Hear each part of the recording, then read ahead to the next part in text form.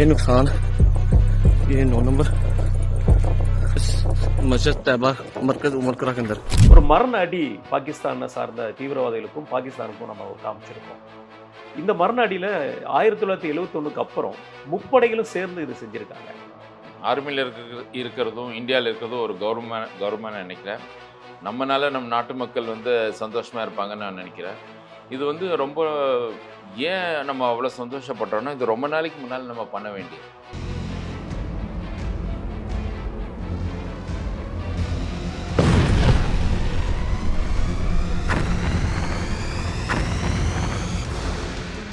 பாகிஸ்தானோட பிரைம் மினிஸ்டரோ பாகிஸ்தானோட பாதுகாப்புத்துறை ராணுவம் இவங்கெல்லாம் இதை போரா நாங்கள் எடுத்துக்கிறோம் அப்படிங்கிற மாதிரி சொல்லியிருக்காங்க. நம்மளை பொறுத்த வரைக்கும் நம்மளுடைய பிரைம் மினிஸ்டர் இது ஒரு ஆப்ரேஷன்ங்கிற மாதிரி தான் சொல்லியிருக்காங்க. போருக்கும் இந்த ஆப்ரேஷனுக்கும் என்ன சார் டிஃபரன்ஸ்? ரொம்ப நல்ல கேள்வி. நம்ம தண்ணி நிறுத்ததும் கூட அவங்க போரா இது பண்ணியிருக்காங்க. அவங்க சொல்கிறத பற்றி நம்ம பெருசாக ஒன்றும் எடுத்துக்க வேண்டாம். இங்கே நம்ம போடுறது தான் சட்டம். இந்த பர்டிகுலர் இந்த 9 இடம் எதுக்காக பண்ணியிருக்காங்க? ஓகே, ஃபர்ஸ்ட் இந்த ஆப்ரேஷன் பேர் என்னன்னு தெரியுங்களா? சிந்தூர் அப்படின்னா என்னன்னு தெரியுங்களா? குங்குமம் சம்பந்தம் நீங்கள் நெத்தியில் வச்சுருக்க. ஓகே, அது ரொம்ப சிக்னிஃபிகன்ஸ். ஒரு ஆப்ரேஷனுக்கு ஒரு பெண் சம்மந்தப்பட்ட பேர் வைக்கிறது ரொம்ப அபூர்வம். அது இல்லாமல் அந்த சிந்தூரன் வைக்கிறது ரொம்ப சென்டிமெண்ட். மசூத் அசாரோட ஃபேமிலி எல்லாருமே இறந்துருக்காங்க. இந்த ஃபேமிலி இறந்த ஒரு அவலத்தை பார்த்தீங்கன்னா பாகிஸ்தானோட ராணுவம் அவங்க கொடியை வச்சு இவங்களுக்கு நல்லடக்கம் பண்ணியிருக்காங்க. நான் இதில் ஒரு அப்படியே சீல் போட்டு பாகிஸ்தான் கொடுத்துருச்சு. அவங்க மேலே டெரரிஸ்ட் மேலே பாகிஸ்தான் ஃப்ளாகை போட்டு பண்ணுறாங்க. நீங்கள் என்ன டெரரிஸ்ட் இல்லைன்னு சொல்ல ஆசைப்படுறீங்களா? உனக்கும் டெரரிஸ்ட்டுக்கு லிங்க் இருக்குன்னு ஓப்பனாக இந்த மீடியாலே வேர்ல்டு மீடியாலே நீ அந்த ஃபோட்டோ பார்க்க. பாகிஸ்தான்லேருந்து இங்கே இருக்கிற தமிழ்நாடுக்கு எந்த மாதிரியான ஒரு அச்சுறுத்தல் இருக்க வாய்ப்பு இருக்கும்? ஏன்னா ஏன் நீங்கள் நம்ம தமிழ்நாடு பீப்புளை பயப்படுத்துறீங்க?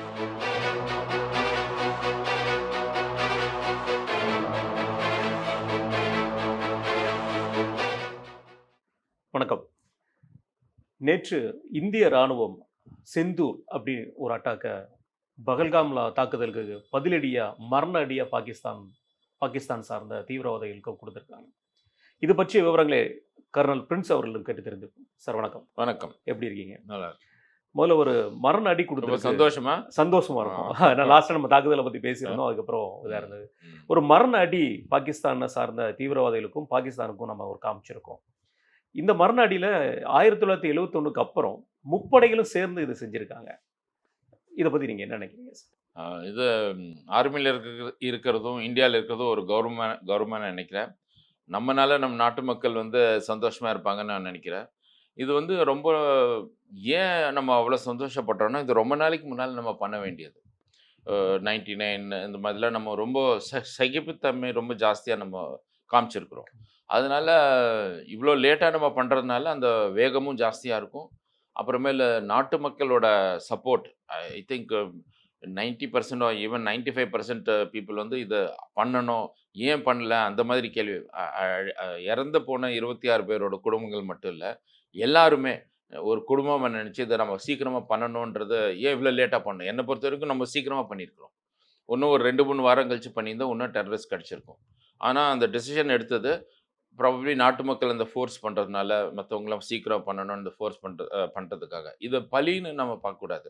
அவங்க போகணுமே அதுக்கு நம்ம பழி வாங்குறோன்றதை பார்க்கக்கூடாது. இது நம்ம முன்னாலே பண்ணியிருந்தோம்னா இது ஆயிருக்காதே அப்படின்னு ஒரு விதத்தில் பார்த்துட்டு இது பண்ணோம். அதனால் ரொம்ப சந்தோஷம். அண்டு நாங்கள் எடுக்கிற விக்டரி போருன்றது 50-50 தான் விக்டரி. அது எடுத்து அதுவும் கொஞ்சம் சக்ஸஸ்ஃபுல் ஆகிறது இன்னும் சந்தோஷமாக இருக்குது. அது மாதிரி பாகிஸ்தானோட பிரைம் மினிஸ்டரோ பாகிஸ்தானோட பாதுகாப்புத்துறை ராணுவம் இவங்கெல்லாம் இதை போரா நாங்கள் எடுத்துக்கிறோம் அப்படிங்கிற மாதிரி சொல்லியிருக்காங்க. நம்மளை பொறுத்த வரைக்கும் நம்மளுடைய பிரைம் மினிஸ்டர் இது ஒரு ஆப்ரேஷன்ங்கிற மாதிரி தான் சொல்லியிருக்காரு. போருக்கும் இந்த ஆப்ரேஷனுக்கும் என்ன சார் டிஃபரன்ஸ்? ரொம்ப நல்ல கேள்வி. நம்ம தண்ணி நிறுத்ததும் கூட அவங்க போரா இது பண்ணியிருக்காங்க. நம்ம இருக்கிற தண்ணி ஏதோ ஒரு ஒப்பந்தத்தினால அவங்களுக்கு ஜாஸ்தி கொடுத்துட்டு இருந்தோம். அதை நிறுத்தினாலே அது ஒரு போரா. அதனால அவங்க சொல்கிறத பற்றி நம்ம பெருசாக ஒன்றும் எடுத்துக்க வேண்டாம். இங்கே நம்ம போடுறது தான் சட்டம். நம்ம அதை போருன்னா அதை போர், ஆப்ரேஷன் அது ஆப்ரேஷன். அண்ட் ஆப்ரேஷன்றது பார்ட்ஸ் ஆஃப் அ போர். ஒரு ஏரியாவில் ஒன்று பண்ணுறது அது ஆப்ரேஷன் சொல்லுவோம். ஒவ்வொரு ஆப்ரேஷனுக்கு ஒரு பேர் கொடுப்போம். அதனால ஸ்டார்டிங் ஆஃப் த போர்ன்னு சொல்ல எதுவும் சொல்லலாம். ஏன்னா அந்த ஒரு டேக் லைன் வார் அப்படின்னு ஒரு டேக் லைன் கொடுக்குறோமோ கொடுக்கலையோ அதுதான் நம்ம பண்ணிகிட்ருக்குறோம். அதே மாதிரி இது சிந்தூர் ஆப்ரேஷன் சொல்லி நம்ம பேர் வச்சுருக்கோம். 21 இடங்களை நம்ம குறிப்பிட்டு பார்த்துருக்கோம். அதில் 9 இடங்களில் தாக்குதல் நம்ம படுத்திருக்கோம். இந்த 9 இடங்களுமே ஒரு தீவிரவாத அமைப்போட கேம்ப் ஆஃபீஸ்ங்கிற மாதிரி நம்மளுடைய அரசாங்கமும், நம்முடைய கௌரவமிக்க இரு ராணுவ தளபதிகளும் வந்து பெண் தளபதிகள் பேசியிருந்தாங்க. இந்த பர்ட்டிகுலரா இந்த 9 இடம் எதுக்காக பண்ணியிருந்தாங்க சார்? ஓகே. ஃபர்ஸ்ட் இந்த ஆபரேஷன் பேர் என்னன்னு தெரியுங்களா? சிந்தூர். அப்படின்னா என்னன்னு தெரியுங்களா? குங்குமம் சம்பந்தம் நீங்க நெத்தியில வச்சிருக்க குங்குமம். ஓகே. அது ரொம்ப சிக்னிஃபிகன்ஸ். அந்த பேர் வச்சது ரொம்ப நல்லா இருக்கு. நார்மலா இந்த மாதிரி பேர் வைக்க மாட்டோம். நம்ம வந்துட்டு சண்டை போடுற மாதிரி பேர் வைப்போம். இது வந்து ஒரு பெண் சம்பந்தப்பட்ட ஒரு சென்டிமெண்டலான பேரு. பெண் சம்பந்தப்பட்ட ஒரு பேரு. நம்ம ஹிந்தியில நாரி சக்தின்னு சொல்லுவோம். Women power. அது ஒரு பேர். ஒரு ஆபரேஷனுக்கு ஒரு பெண் சம்பந்தப்பட்ட பேர் வைக்கிறது ரொம்ப அபூர்வம். அது இல்லாம அந்த சிந்தூரன் வைக்கிறது ரொம்ப சென்டிமெண்டல். ஏன்னா அந்த பொட்டு அழைச்சதில்ல. அதனால அது நம்ம கேட்கும்போதே ஒரு மாதிரி எமோஷன் ஆகுது. அது அப்போ இது வந்து கண்டிப்பா ஆர்மியில இருக்கவங்க எமோஷனல் பீப்பிள். அப்போ அவங்களுக்கும் இது ஒரு ஊக்கம் கொடுக்கறதா இருக்கலாம். அதனால அது ஒண்ணு. அதுதான் ஆப் சிந்தூர். நீங்க கேட்ட கேள்வி வந்துட்டு ஏன் இந்த 9 இடம் அப்படின்ட்டுங்க. இந்த 9 இடமும் ட்ரெய்னிங் சென்டர்ஸ். ஜெய்ஷ்-இ-முகமது, எல்இடி, அப்புறம் 3வது டெரரிஸ்ட் ஆர்கனைசேஷன். அவங்களோட ட்ரெய்னிங் சென்டர்ஸ் அங்கே கண்டிப்பாகவே இருக்கு. இதில் வந்து சிக்னிஃபிகண்ட் என்னென்னா, இது டோட்டலாக பாகல்பூரும் முதிர்கா இது 2மே பாகிஸ்தானுக்குள்ளே இருக்கிறது. மற்றதெல்லாம் பாகிஸ்தான் ஆக்குபைட் காஷ்மீருக்குள்ளே இருக்கிறது. இப்போ அவங்க வந்து அவங்க சிம்லா அக்ரிமெண்ட்டை அவங்களே அதை உடைச்சோன்னே நம்ம நம்ம வந்து சிம்லா அக்ரிமெண்ட்டில் ஒரு ஐபின்றது இன்டர்நேஷ்னல் பவுண்ட்ரி, எல்ஓசின்றது லைன் ஆஃப் கண்ட்ரோல். அதெல்லாம் ரெகக்னைஸ் பண்ணது தான் இந்த சிம்லா அக்ரிமெண்ட். அந்த அக்ரிமெண்ட்டே இல்லாத போது அது ரெகனைஸ்டு இல்லை. அப்படி ரெகனைஸ்டு இல்லாத போது நான் சொல்கிறது பாகிஸ்தான் ஆக்குபைட் காஷ்மீர்னா என்னோட டெரிட்டரியில் பாகிஸ்தான் உட்காந்துருக்கு. அதுதான் பிஓகே. அப்போ அது என்னோட இடம் தானே, அங்கே நான் வந்து பாம்பு போட்டேன் என்ன அப்படின்னு நம்ம சொல்லிக்கலாம். அது பிஓகே. பிகாஸ் அவன் ஷிம்லா அக்ரிமெண்ட்டை வயலேட் பண்ணோன்னே நம்ம பண்ணுறதில்ல. அது பெரிய விஷயமே இல்லை. ஒரு ஜட்ஜ்மெண்ட் யாரும் கொடுக்க போகிறதில்ல. But if you go to International Court of Justice we can say this. இது ஒன்று. ஆனால் அதை தாண்டி பாகல்பூரில் அடித்தது முதிர்காவும் கூட பிஓகே பக்கத்தில் இருக்குது. அங்கே 2 சைட்டில் பண்ணியிருக்கிறாங்க. பாகல்பூரில் தான் மெயின் டெரரிஸ்ட் ஆர்கனைசேஷன் ஜெய்ஷ்-இ-முகமது, அந்த மௌலானா முகமது அசார், அவரை டார்கெட் பண்ணியிருக்கிறோம். ஆனால் ஏன் நான் அந்த டைமிங் முன்னால் சொன்னேன்னா 2 வாரத்துக்கு முன்னால் எப்படின்னா, அப்போ நம்ம இது தெரியும், நம்ம சொன்ன பேச்செல்லாம் தெரியும், இந்த மாதிரி நம்ம பழி வாங்குவோன்ட்டு. அப்போ அங்கே இருக்க டெரரிஸ்ட்லாம் வெளியேறியிருப்பாங்க. நிறைய பேர் வெளியே போயிட்டு உள்ள ஹிண்டர்லைனில் போய் கொஞ்ச நாள் அங்கே இருந்துட்டு வரலான்னு போயிருக்காங்க. அப்போ ஜென்ரலாக கொஞ்சம் காலியாக தான் இருந்திருக்கும். ஸோ ஆனால் அவங்களும் நினச்சிருக்க மாட்டாங்க. பாகல்பூர் பக்கத்தில் பெரிய ஏர்ஃபோர்ஸ் பேஸ் இருக்குது. முதிர்கா பக்கத்தில் லாகூர் இருக்குது. அங்கே மேலே சியால்கோட், இஸ்லாமாபாத் இருக்குது.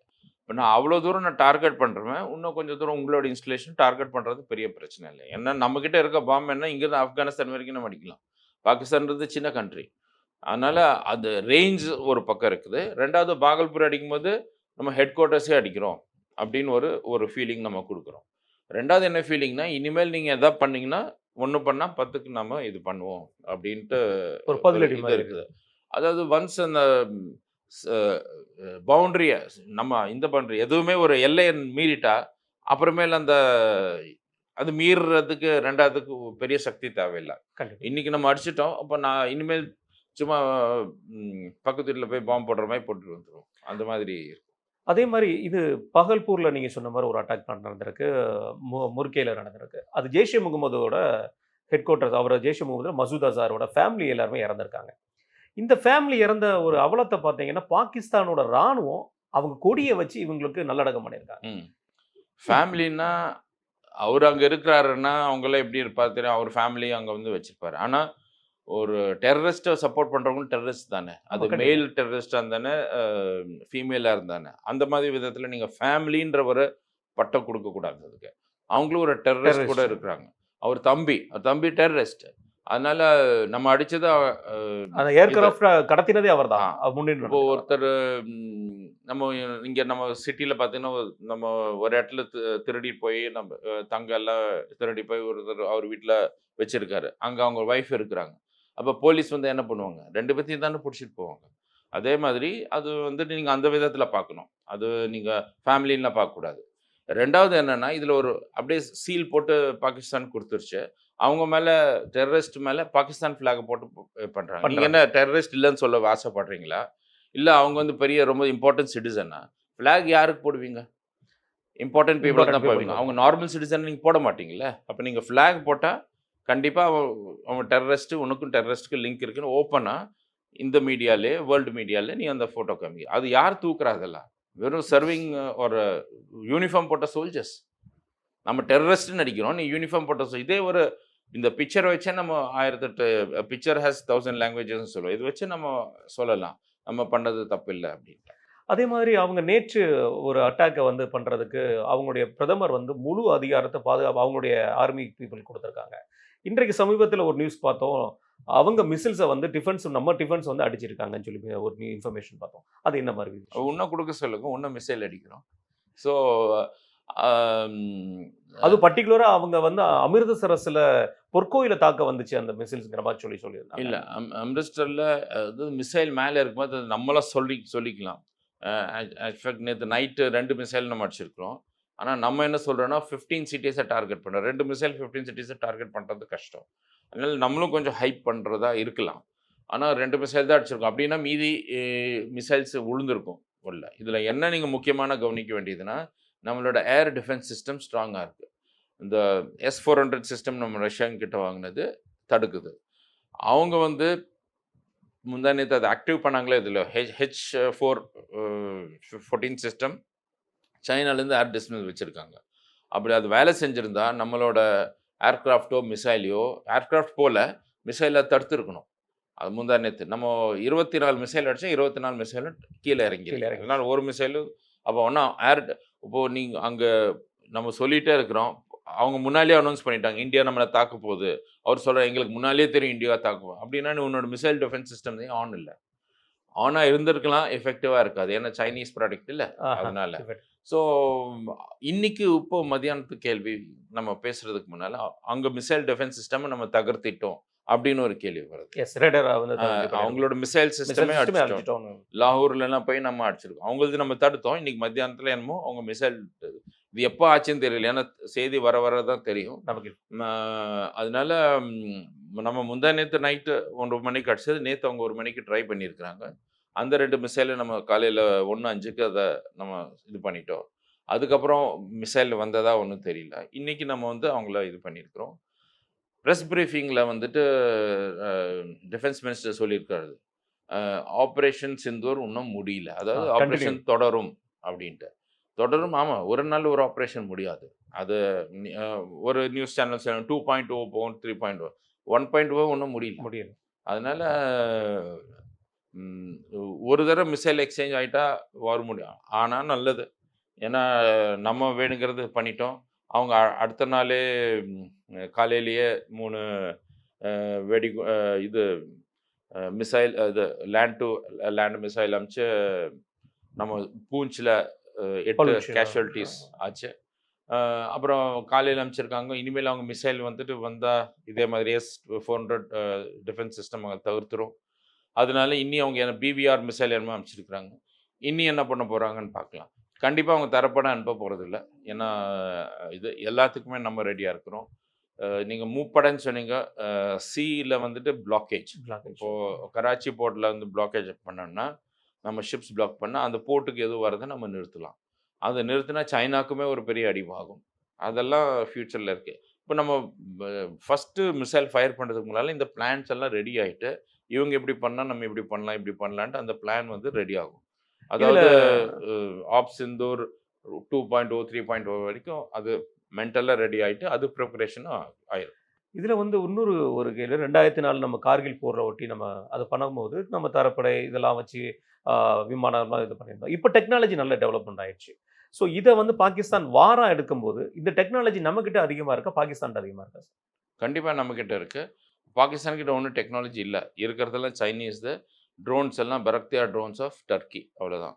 நம்ம இதெல்லாம் தொடங்கிறதுக்கு முன்னால் 2 ஏர்க்ராஃப்ட் டர்க்கிலேருந்து பெரிய குளோப் மாஸ்டர் வந்திருக்கு. அதில் என்ன வந்திருக்குன்னா, நம்மளோட யூகம் டர்க்கிலேருந்து வரதுன்னா ட்ரோன்ஸ் தான் வரும். அது ஒன்று தான் அவங்கக்கிட்ட இருக்குது எக்ஸ்போர்ட் பண்ணுறதுக்கு. மற்றபடி F-16 அமெரிக்கா கிட்டேருந்து வாங்கின F-16 இருக்குது. ஆனால் அதில் 50% பார்ட்ஸ் வந்து அவங்களுக்கு கிடைக்கல. ஓகே. இப்போ தான் அவங்க ஒரு லோன் சாங்ஷன் பண்ணியிருக்காங்க அந்த பார்ட்ஸ் கொடுக்கறதுக்கு. அது வர்றதுக்கும் டைம் ஆகும். அப்போ இந்த போர்ன்னு நடக்கும்போது நம்ம சொல்லுவோம், ப்ரெஷர் பண்ணுவோம், இப்போ நீங்கள் கொடுக்காதீங்க. ஏன்னா அது அன்எத்திக்கல் ஆயிரும். போர் நடக்கும்போது நீ சப்போர்ட் பண்ண, நீ அவங்களுக்கு சப்போர்ட் பண்ணுற மாதிரி ஆகுதுன்னு சொல்லுவோம். அதனால் போர்ன்னு வந்தப்போ அவங்க கொடுக்க முடியாது. ஸோ எக்யூப்மெண்ட்ஸ்ன்னு பார்த்தா இந்த மாதிரி, மற்றபடி ரைஃபிள்ஸ் எல்லாமே மோஸ்ட்லி சைனா கிட்ட இருந்தால். ஏன்னா நம்ம டெரரிஸ்ட் கிட்ட இருந்து பறிமுதல் பண்ணும்போது சைனீஸ் வெப்பன்ஸு, கிரெனேட்ஸ் எல்லாம் நிறைய கிடைக்கும். ஸோ டெக்னாலஜி, டிஃபென்ஸ், மேனுஃபேக்சரிங் எப்போ நம்ம இப்போ ஆத்ம நிர்பர்தாலாம் தொடங்கின மாதிரி அந்த மாதிரி பெரிய ஒரு ஸ்கீம்லாம் இல்லை. நம்ம இப்போ தான் தொடங்கியிருக்கிறோம். இன்னும் நல்ல வேலை அவங்க இன்னைக்கு சண்டை போட்டாங்க. இன்னும் 5 வருஷத்துக்கு அப்புறம் கெட்டே வர முடியாது. ஸோ இப்போ அதே மாதிரி வார் ட்ரில்னு சொல்லி நேற்று இந்தியா முழுவதும் ஒரு இது பண்ணியிருந்தோம். ஆனால் பார்டர் இருக்கிற ஏரியாவில் வந்து பண்ணியிருந்தா அது நியாயங்களா? இந்தியா முழுவதும் இது பண்ணுறதுக்கு என்ன காரணத்துக்காக பண்ணியிருந்தாங்க? இதில் ஒரு திருத்தம். இது வார் ட்ரில் இல்லை. அது ஒரு நல்ல கரெக்டாக என்ன சொல்ல போனால் இது ஒத்திகை. போர் ஒத்திகைங்கிற போர் ஒத்திகை தான் இல்லைன்றேன். ஓகே. போர் ஒத்திகை யார் பண்ணுவா? போருக்கு போறவங்க தானே பண்ணுவாங்க. ஆமா. யார் போருக்கு போறா? ஆர்மி பர்சன்ஸ் இந்த மாதிரி. அதனால அது எங்களோட ஒத்திகை. ஆமா, கண்டிப்பா. இது சிவில் டிஃபென்ஸ் ஒத்திகை. ஓகே. அது ஒரு நல்ல வார்த்தை இருக்குது. அது சொன்னாங்க. இது போருக்கு போறதோ போர் ஒத்திகையோ இல்ல. போர் தற்காப்பு ஒத்திகை. அந்த மாதிரி சிவில் டிஃபென்ஸ். அதாவது போர் நடந்தா நீங்க உங்களை எப்படி காப்பாத்திக்கணும் அப்படி. அது பார்டர்ல இருக்கவங்களுக்கு மிசைல் போர் நடந்தா நாங்க இருக்கிறோம். இப்போ உங்க எல்லாத்து வீட்லேயும் ஒரு எல்லா ஸ்டேட்லேயும் இந்தியன் ஆர்மி இருக்க முடியாது, ஒரு இந்தியன் டிஃபென்ஸ் ஃபோர்ஸே இருக்க முடியாது. அங்கே இருக்கிற எஃபெக்ட் இங்கே உங்களுக்கு தெரியாது. அதனால் தற்செயலாக ஏதாவது ஒரு பிளெயின் வந்து இங்கே வந்து உங்களுக்கு பாம்பு பண்ணால் அதுக்கு நீங்கள்லாம் என்ன நீங்கள் போய் அதை வச்சு சுடுறதுக்கு யாரும் எக்ஸ்பெக்ட் பண்ணல. உங்களை நீங்கள் எப்படி காப்பாற்றிக்குவீங்க? அதுக்கு தான் இந்த ஒத்திகை எல்லாம். அந்த இடத்துல தான் சார் ஒரு சின்ன கேள்வி வரும். ஏன்னா பார்டர் எல்லாமே பக்கத்தில் இருக்கு, நியரஸ்ட் அங்கே எதிர்பார்க்கலாம். பாகிஸ்தான்ல இருந்து இங்க இருக்கிற தமிழ்நாடுக்கு எந்த மாதிரியான ஒரு அச்சுறுத்தல் இருக்க வாய்ப்பு இருக்கும்? ஏன்னா ஏன் நீங்க நம்ம தமிழ்நாடு பீப்புளை பயன்படுத்துறீங்க?